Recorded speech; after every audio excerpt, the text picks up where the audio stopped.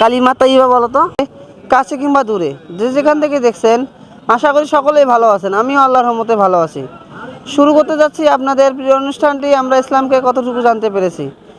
এই আয়োজনে আজকে আমরা অবস্থান করতেছি একতা বাজার এবং একতা স্কুলের সামনেই। আজকে এখান থেকে আমার ইসলামিক কিছু কুইজের কাঙ্ক্ষিত উত্তরদাতাকে খুঁজে নেব। আর প্রতিবারে নেয় আজকেও আমরা পুরস্কার হিসেবে নিয়ে এসেছি টুপি, বই, আতর। যে সঠিক উত্তর দিতে পারবে তাকে দেওয়া হবে কান টুপি, পা মোজা এবং বই, এবং যারা উত্তর দিতে পারবে না তাকে দেওয়া হবে একটি আতর। আসুন মাদক খেয়ে না বলি, সুস্থ সমাজ গড়ি। আসসালামু আলাইকুম। ওয়ালাইকুম আসসালাম রহমতুল্লাহি ওয়া বারাকাতুহু। ভাইয়া আমরা একটি ইসলামিক টিভি চ্যানেল থেকে এসেছি, ইসলামের কিছু বেসিক নলেজ নিয়ে, ইসলামী ইতিহাস থেকে, যার মাধ্যমে আমরা ইসলামকে জানবো, ইসলামকে প্রচার করব। এটাই হচ্ছে আমাদের মূল উদ্দেশ্য। আমরা এই কাজটি করে থাকি ছোটো ছোটো কিছু প্রশ্নের মাধ্যমে। যদি সঠিক উত্তর দিতে পারেন তাহলে দেওয়া হবে আপনাকে পুরস্কার। একটা প্রশ্ন ওঠান।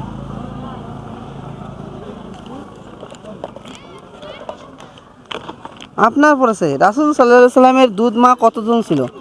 আমাদের শেষ নবী হযরত মুহাম্মদ সাল্লাল্লাহু আলাইহি সাল্লামের দুধ মাতা কতজন ছিলেন? দুধ মা তো হালিমা ছিল, একজন। একজন? জি। একজনে জানেন? জি। কিন্তু সঠিক হবে চারজন।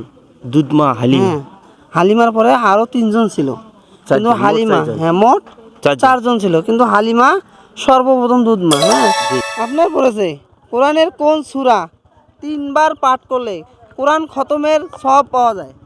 ভাই আমরা ক্ষুদ্র মানুষ, আমরা কিছু জানি না। আমরা আলহামদু সুরিয়াটা পড়ি, কুলস, তারপরে ইন্নে তয়না পড়ি, কুলস সুরিয়া পড়ি। কুলহু সূরা কোনটা? এই ইন্নে তয়না। আমাদের শুনেন একটু। কুলহু আল্লাহু আহাদ, কুলহু আল্লাহু আহাদ আল্লাহু সামাদ লাম ইয়ালিদ ওয়া লাম ইউলাদ ওয়া লাম ইয়াকুল লাহু কুফুওয়ান আহাদ। হ্যাঁ, সূরাটি শুদ্ধ হয়নি, আপনার শুদ্ধ করতে হবে, কারণ এরকম সূরা শুদ্ধ হইলে নামাজ হবে না। হ্যাঁ, ফেরেশতাদের মধ্যে প্রধান ফেরেশতার নাম কি?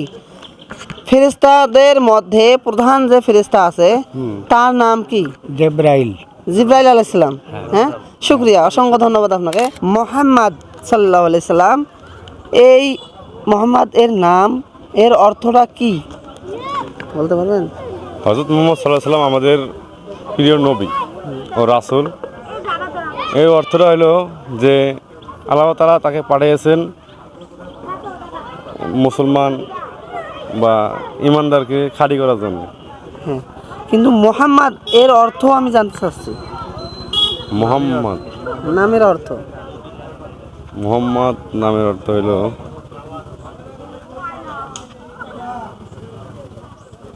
আমি বলে দিচ্ছি। ভুলে গেছি। হ্যাঁ, মোহাম্মদ। আমরা নামের আগে কি মোহাম্মদ ব্যবহার করি? অবশ্যই জানতে হবে না? অবশ্যই। হ্যাঁ, এই যে আপনার বয়স কত? 20 বছর থেকে নামের আগে আপনি মোহাম্মদ ব্যবহার করেন। ঠিক আছে, কিন্তু এখনো মোহাম্মদের অর্থ জানি না, জানতে হবে। হ্যাঁ, মোহাম্মদ নামের অর্থ হচ্ছে প্রশংসিত। প্রশংসিত। হ্যাঁ হ্যাঁ হ্যাঁ, প্রশংসিত। আর কিয়ামতের 3টি আলামত বলবেন। কিয়ামত যে হবে এর 3টি আলামত আপনাকে বলতে হবে। একটু কঠিন পড়েছে না? হ্যাঁ, খুবই সহজ। আমরা মুসলমান না? জি। আপনাদের এলাকায় আবার খ্রিস্টানও ঢুকেছে। এটা মুসলমানদের শুনি আর কি, ওটা মুসলমানের ধর্ম নষ্ট করার জন্য। দেখেছেন আপনি? এমনিতে হয়তো শুনি, দেখিনি দেখেন নাই এখনো? আসলে এটা কোন জায়গায় হয়, এই এলাকার বা কোথাও দেখেন নেই? জানেন ওই দিকে হয়? ও আচ্ছা আচ্ছা, যাই হোক, আপনার উত্তরটি হবে কিয়ামতের 3টি আলামত। ইমাম মাহাদি আসবে। হ্যাঁ, ইমাম মাহাদি এই ব্যক্তি আসবে, এবং হযরত ঈসা আলাইহিস সালাম এর আগমন ঘটবে। এই 2টি আলামত হইল না? এবং দাজ্জাল সব থেকে বড় ফিতনা মুসলমানের জন্য, এই দাজ্জালের আগমন ঘটবে। এই 3টি বড় আলামত। শুকরিয়া আপনার। হ্যাঁ, তোমার নাম কি? জান্নাতি। মুহাম্মদ জান্নাতি। জান্নাতি, সুন্দর নাম, মাশাআল্লাহ। তুমি কিসে পড়ো? আকি ভাইয়ের মাদ্রাসায় পড়ো? কোন ক্লাস? পেলে ক্লাস। ও মাশাআল্লাহ। কালিমা তৈবা বলো তো। কালিমা তৈবা লা ইলাহা ইল্লাল্লাহু মুহাম্মাদুর রাসূলুল্লাহ সাল্লাল্লাহু আলাইহি সাল্লাম। হ্যাঁ, সাল্লাল্লাহু আলাইহি সাল্লাম। আল্লাহ কোথায় থাকে? মাটিতে না আকাশে? আকাশে। হ্যাঁ, আরশে আজিমে। কোথায় থাকে?